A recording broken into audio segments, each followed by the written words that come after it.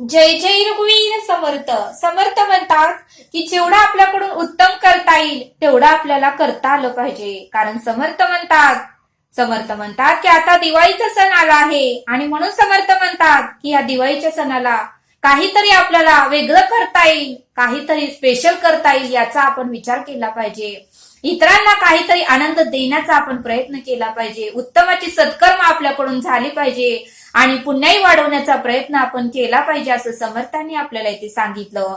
आणि म्हणून समर्थ म्हणतात की कोणाचाही तुम्ही तळतळ घेऊ नका आणि कोणालाही दुःख देऊ नका.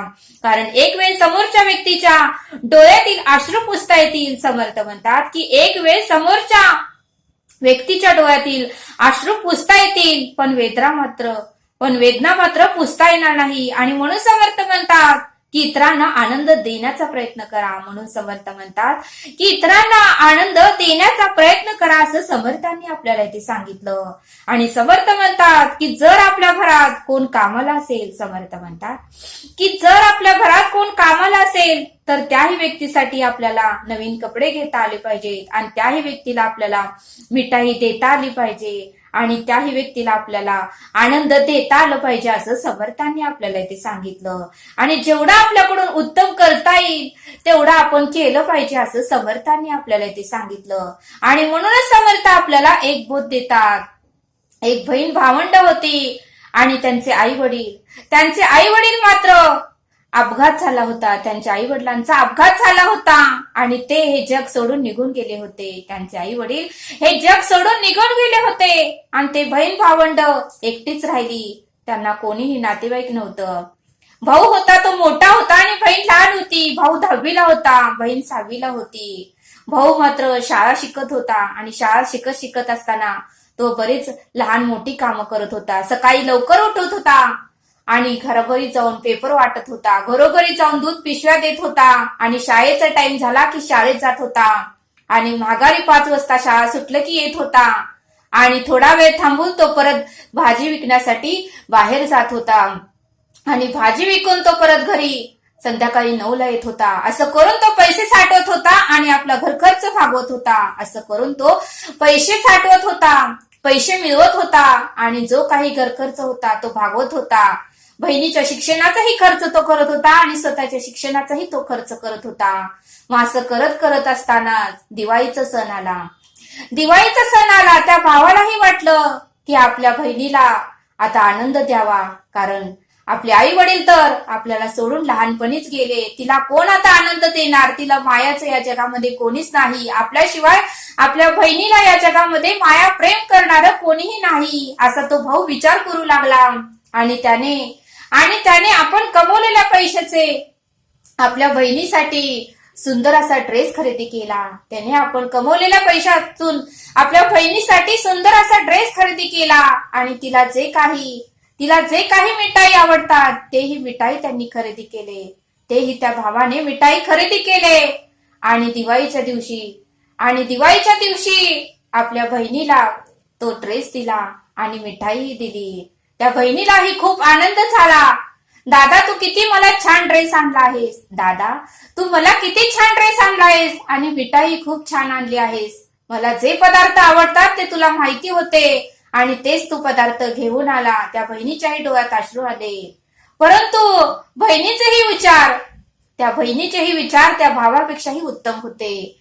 ती होती लहान मात्र तिची विचारसरणी मात्र मोठी होती. लहान होती पण कीर्ती मात्र तिची महान होती. विचाराची कीर्ती मात्र महान होती. तिचेही विचार मोठे होते. वर्षभर तिचा भाऊ तिला पैसे आले की पगार आला की तिला काही ना काही खर्चासाठी देत होता, खाऊसाठी देत होता, पेन्सिलसाठी देत होता, पेनसाठी देत होता. तिने ते पैसे हळूहळू एका डब्यामध्ये साठवले. हळूहळू करत एका डब्यामध्ये साठवले. आपल्या भावाला सांगितलं नाही. आणि तिनेही शाळा सुटल्यानंतर आपल्या भावासाठी दुकानात जाऊन तिने अगोदरच एक ड्रेस खरेदी केला होता आणि त्या भावाला आवडेल ती मिठाई तिने घेऊन ठेवली होती आणि भावाला आपण सरप्राईज द्यायचं असं तिनं त्यावेळेस ठरवलं. आणि ज्या दिवशी दिवाळीचा दिवस आला त्या दिवशी तिनेही कपाटातून आपल्या भावाला, आपल्या दादाला आणलेला ड्रेस काढला आणि दादाच्या हातावर ठेवला आणि दादाला जे जे पदार्थ आवडतात ते पदार्थाची मिठाई त्यांनी खरेदी केली होती आणि ते ही दादाच्या हातावर ठेवली. आणि दादा दादा अरे मी हे पैसे साठवून ठेवले होते आणि त्या पैशाचं मी घेऊन आले. त्यावेळेस तो भाऊ म्हणाला, अगं तू एवढे पैसे तरी कुठून आणलेस? मी तुला कधीही एवढे पैसे दिले नव्हते. त्यावेळेस ती बहीण म्हणाली, अरे दादा तू मला खाऊसाठी 10-20 रुपये देत होतास, पेन वह्यासाठी तू मला 10-20 रुपये देत होतास, त्यातूनच मी 5-10 रुपये करत हे वर्षभर पैसे साठवून हे तुझ्यासाठी आणलं आणि तुला मला सरप्राईज द्यायचं होतं. त्यावेळेस मात्र त्या दोघांच्याही डोळ्यात अश्रू येऊ लागले.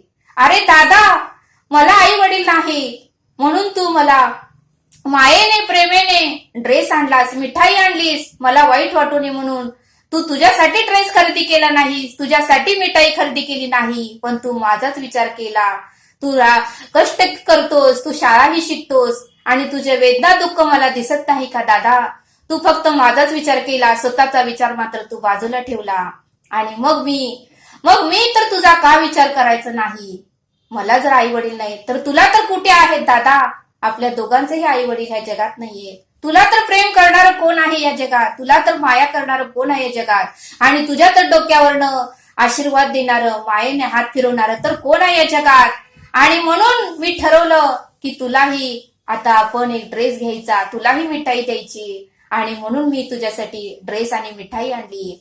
त्यावेळेस दोघही एकमेकाच्या गळ्यात गळ्या घालून रडू लागले आणि म्हणले की आपणच दोघं आपल्या दोघांसाठी आई वडील आहोत, आपणच दोघं आपल्या दोघांसाठी आई वडील आहोत असं त्या दोघांनी एकमेकांना सांगितलं. मग समर्थ म्हणतात की असं माया प्रेम बहीण भावामध्ये पाहिजे. बघा म्हणले समर्थ, आजकालच्या कलियुगामध्ये बहीण भावाशी बोलत नाही तर भाऊ बहिणीशी बोलत नाही, वर्षभर एकमेकाशी फोनही करत नाही. पूर्वी पत्र तर होते, आता फोन आहेत तर 2 मिनिटं फोनवर बोलायलाही भावालाही वेळ नाही आणि बहिणीलाही वेळ नाही. बहिणीचे विचार एका टोकाला तर भावाचे विचार एका टोकाला. समर्थ म्हणतात बाकीचे नाते तर तुम्ही जपू नका, बाकीची नाते जपू नका, पण रक्तातली नाते तरी जपण्याचा प्रयत्न करा, एकमेकांना आनंद देण्याचा प्रयत्न करा. इतर सणाची गोष्ट वेगळी आहे, पण दिवाळी सण हा फार मोठा आहे. राग द्वेष मत्सर तिरस्कार कडू आठवणी ह्या दूर ठेवा, ह्या विसरून जावा, तेच पकडून धरू नका आणि एकमेकाला आनंद देण्याचा प्रयत्न करा. एकमेकांना दिवाळीच्या सणाला तरी भेटा आणि दिवाळीच्या सणा दिवशी तरी एकत्र कुटुंबाने उत्तमाचा दिवस घालवा असं समर्थांनी आपल्याला इथे सांगितलं.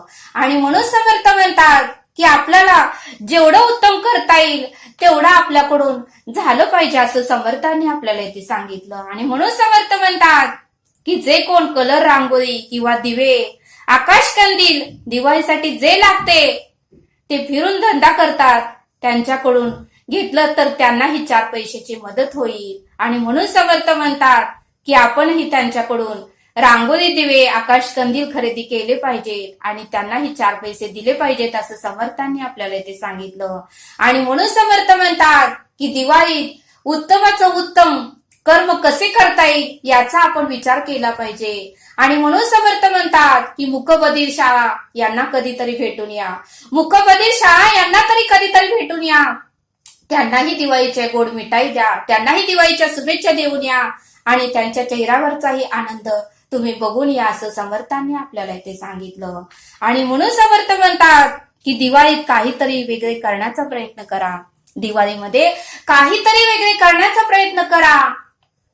फटाके आणून प्रदूषण वाढवण्यापेक्षा समर्थ म्हणतात की भरपूर पैसे खर्च करून फटाके आणून प्रदूषण वाढवण्यापेक्षा तेच पैसे जर आपण अंध शाळेंना मदत म्हणून दिली तर आणि तेच पैसे जर आपण अपंग शाळेला मदत म्हणून दिली तर त्या मुलांचा आशीर्वाद आपल्याला मिळणार आहे असं समर्थांनी आपल्याला इथे सांगितलं. आणि म्हणून समर्थ म्हणतात की फिरते धंदा करणारे, बरेच जण फिरते धंदा करणारे असतात. प्रत्येक गावामध्ये त्यांचा महिन्याभराचाच मुक्काम असतो, प्रत्येक गावामध्ये त्यांचा महिन्याभराचाच मुक्काम असतो आणि ते झोपडी बांधून आपला धंदा करतात, ते झोपडी बांधून आपला धंदा करतात, लोखंडाच्या वस्तू तयार करून विकतात, लोखंडाच्या वस्तू तयार करून विकतात त्यांच्या मुलांसाठी आपल्याला एखादा ड्रेस घेऊन त्यांना देता आलं पाहिजे. आपल्या परिस्थितीनुसार जेवढं आपल्याकडून होतंय तेवढं आपण इतरांना करता आलं पाहिजे आणि इतरांचे भरभरून आशीर्वाद घेता आलं पाहिजे असं समर्थांनी आपल्याला इथे सांगितलं. आणि म्हणून समर्थ म्हणतात की हे धगधगतं कलियुग सुरू आहे. म्हणून समर्थ म्हणतात की हे धगधगतं कलियुग सुरू आहे. 8 विषयांचा वापर लोक जास्त करत आहेत आणि या विषयामुळेच पापाचे प्रमाण वाढत आहे. 8 विषयांचा वापर लोक जास्त करत आहेत आणि या विषयामुळेच पापाचं प्रमाण वाढत आहे. आणि म्हणून समर्थ म्हणतात की आपण पेपरमध्ये वाचतो, बातम्यांमध्ये बघतो, 95% बातम्या तर वाईटच असतात. 95% बातम्या तर वाईटच असतात. मित्राने मित्राला मारले तर पतीने पत्नीला मारून टाकले. मित्राने मित्राला मारले तर पतीने पत्नीला मारून टाकले. रोज काही ना काहीतरी वाचायला आपल्याला मिळतच. रोज काही ना काहीतरी या कलियुगामध्ये घडतच आहे. आणि म्हणून समर्थ म्हणतात की मनुष्याला विषयांची ओळखच होत नाही आणि मनुष्याचा क्रोधच मनुष्याला अधोगतीला नेतो. समर्थ म्हणतात की मनुष्याचा क्रोधच मनुष्याला अधोगतीला नेतो. आणि विषयांची ओळख घ्या आणि आतील विषय, म्हणून समर्थ म्हणतात की विषयांची ओळख घ्या. आपल्या आतील विषय नको ते कर्म आपल्याला करायला लावतात. आपल्या आतले विषय नको ते कर्म आपल्याला करायला लावतात आणि परत ते आपल्यालाच फेडावं लागते. परत मात्र ते कर्म आपल्यालाच फेडावं लागते असं समर्थ आपल्याला ते सांगतात. आणि म्हणून समर्थ म्हणतात की वरून सुंदर दिसण्यापेक्षा आतून सुंदर होण्याचा प्रयत्न करा. म्हणून समर्थ म्हणतात की वरून सुंदर दिसण्यापेक्षा आतून सुंदर होण्याचा तुम्ही प्रयत्न करा.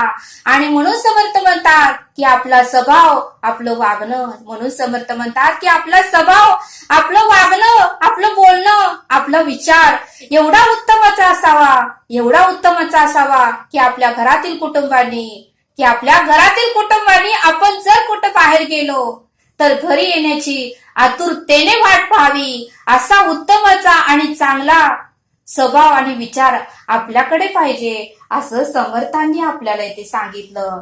आणि म्हणून समर्थ म्हणतात की राग एकटाच येतो. म्हणून समर्थ म्हणतात की राग हा एकटाच येतो, पण जाताना मात्र आपल्यातील सर्व चांगली लक्षणे तो घेऊन जातो. घेऊन जातो. आणि संयम सुद्धा एकटाच येतो. पण येताना मात्र आपल्यासाठी कायमची चांगली लक्षणे घेऊन येतो. फक्त कोणाची निवड करायची हे आपण ठरवायचं असं समर्थांनी आपल्याला इथे सांगितलं. आणि म्हणून समर्थ म्हणतात की नशीब हे आकाशातून पडत नाही आणि जमिनीतूनही उगवत नाही. नशीब हे आकाशातूनही पडत नाही आणि जमिनीतूनही उगवत नाही. नशीब हे कधीच आपोआपही निर्माण होत नाही. माणूस हा प्रत्यक्ष, समर्थ म्हणतात की माणूसच हा प्रत्यक्ष स्वतःचे नशीब हे स्वतःच लिहितो. मनुष्यच हा प्रत्यक्षात स्वतःच नशीब हे स्वतःच लिहितो. आणि म्हणून समर्थ म्हणतात की आपल्या आयुष्यात जर आनंद मिळवायचा असेल, जर आपल्याला सुख मिळवायचं असेल तर उत्तमपणे आपल्याला करता आलं पाहिजे असं समर्थांनी आपल्याला इथे सांगितलं. आणि म्हणून समर्थ म्हणतात की चिखलात पाय पडला तर आपण नळाजवळ जातो. परंतु समर्थ म्हणतात की नळाला पाहून चिखलात जाऊ नका. तसेच समर्थ म्हणतात की जीवनात वाईट परिस्थिती आली तर, म्हणून समर्थ म्हणतात की जीवनात वाईट परिस्थिती आली तर पैशाचा उपयोग करावा. परंतु भरपूर पैसा बघून वाईट मार्गावर मात्र कधीही जाऊ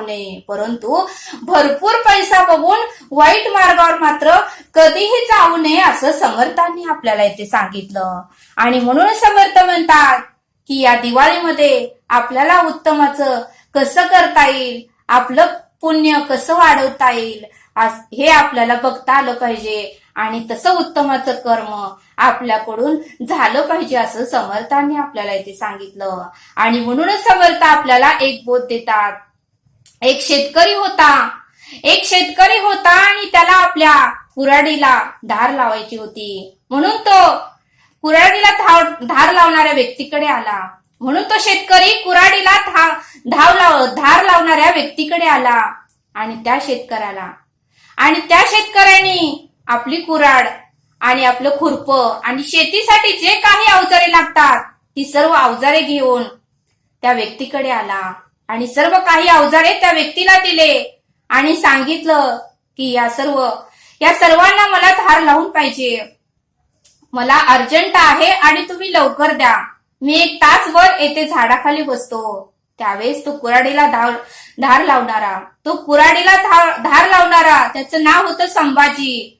तो काय म्हणला, ठीक आहे सर, तुम्ही थोडा वेळ झाडाखाली बसा, मला थोडा वेळ द्या, मी धार लावतो आणि धार लावलं की तुम्हाला सांगतो, त्यावेळेस तुम्ही या आणि हे घेऊन जावा. आणि तो शेतकरी पेपर वाचत एका झाडाखाली बसला आणि त्या संभाजीने कुऱ्हाडीला धार लावायला सुरू केले. त्याची झोपडी होती, त्याचा फिरता धंदा होता. आज ह्या गावात तर 1 महिन्याने दुसऱ्या गावात असा त्यांचा धंदा होता. आणि त्याची 2 लहान मुलं होती. एक मुलगा होता, एक मुलगी होती. आणि दिवाळीचा सण जवळ आला होता. 2 दिवसावर दिवाळीचा सण आला होता. त्यावेळेस ती 2 लहान मुलं आपल्या बाबांकडे आले, त्या संभाजीकडे आले आणि त्यांना म्हणायला लागले की बाबा आम्हाला नवीन कपडे पाहिजे, दिवाळी आली आहे, आम्हाला मिठाई पाहिजे, आम्हाला नवीन कपडे पाहिजे. त्यावेळेस तो संभाजी रागात होता. तो कुऱ्हाडीला धार लावत होता. तो म्हणाला की ठीक आहे बाळांनो, आपण नंतर घेऊया. त्यावेळेस ती मुलगी मात्र हट्टी होती. ती म्हणली, नाही बाबा, आजच मला फ्रॉक घ्यायचा, आजच मला मिठाई पाहिजे. आणि ती मात्र रडू लागली. त्यावेळेस संभाजीने दोघांनाही एक सटका मारला आणि सांगितलं, आज जावा, आता माझ्याकडे पैसे नाहीत, ज्या वेळेस पैसे येतील त्यावेळेस घेऊया. आणि दोघांनाही एक सटका मारला. ती दोघंही रडत झोपडीमध्ये गेली. लहान मुलं रडत झोपडीमध्ये गेली. आणि हे सर्व बोलणं त्या शेतकऱ्यांनी झाडाखाली बसून ऐकलं.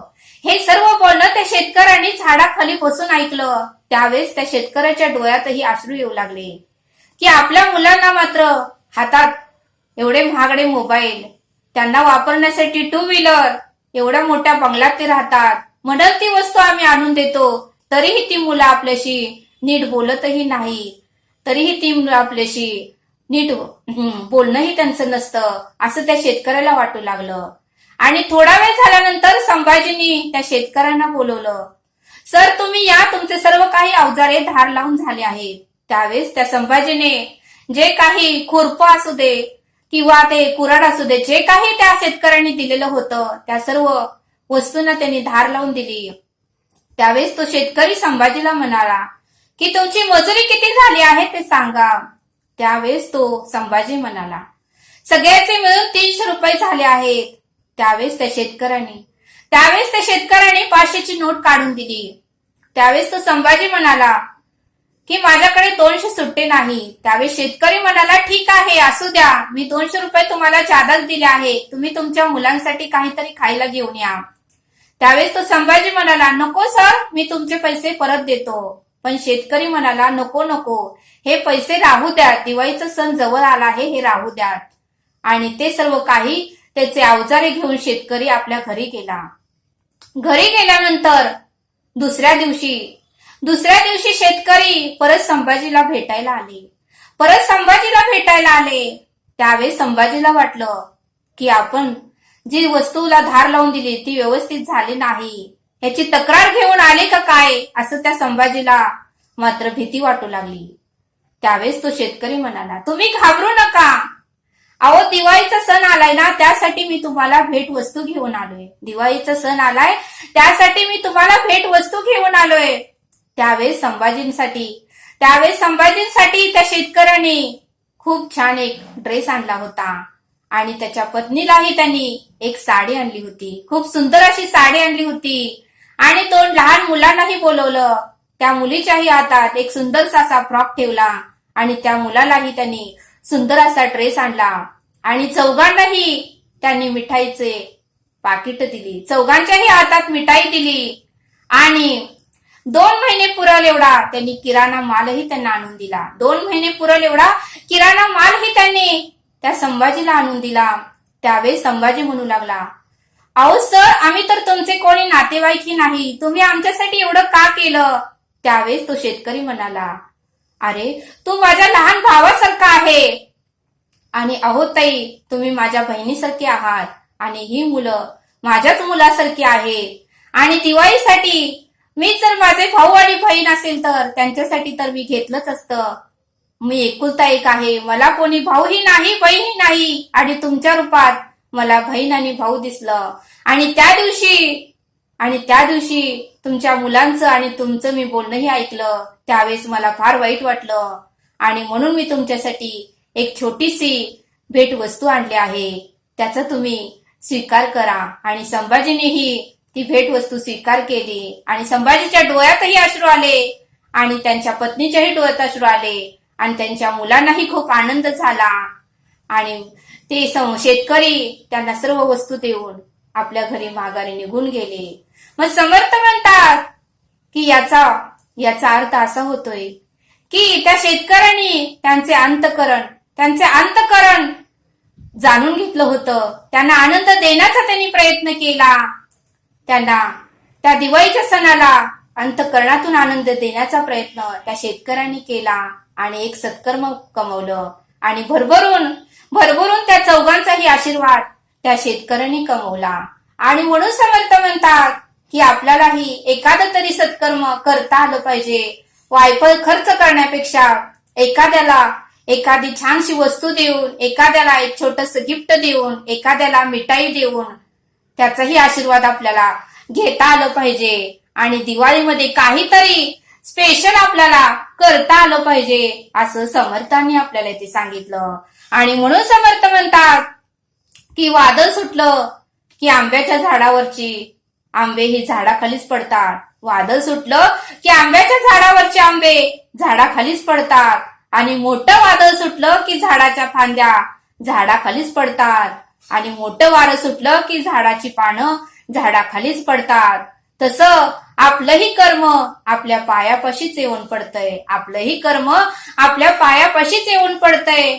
आणि म्हणून समर्थ म्हणतात की आपल्याला इतरांना आनंद देण्याचा प्रयत्न करता आलं पाहिजे. आणि म्हणून समर्थ म्हणतात की वाईट कर्म करताना आनंद मिळतो, वाईट कर्म करताना आनंद मिळतो, पण काही कालावधी गेल्यानंतर मात्र त्याची किंमत आपल्याला चुकवावीच लागते. त्याची किंमत आपल्याला व्याजासहित चुकवावीच लागते. आणि म्हणून समर्थ म्हणतात की वाईट कर्म करताना 10 वेळा विचार करा आणि बोलतानाही 10 वेळा विचार करा, कारण तोंड हे वजाचं चिन्ह आहे. आपली पुण्याई वजा करतं. आणि म्हणून समर्थ म्हणतात की डोळ्यातून खारट पाणी येतं, कानातून खारट पाणी येतं, नाकातून खारट पाणी येतं. तोंड एकच गोडाचं झराय, त्यातून गोड शब्दच बाहेर पडू द्या. इतरांना आनंद देण्याचा शब्दच बाहेर पडू द्या आणि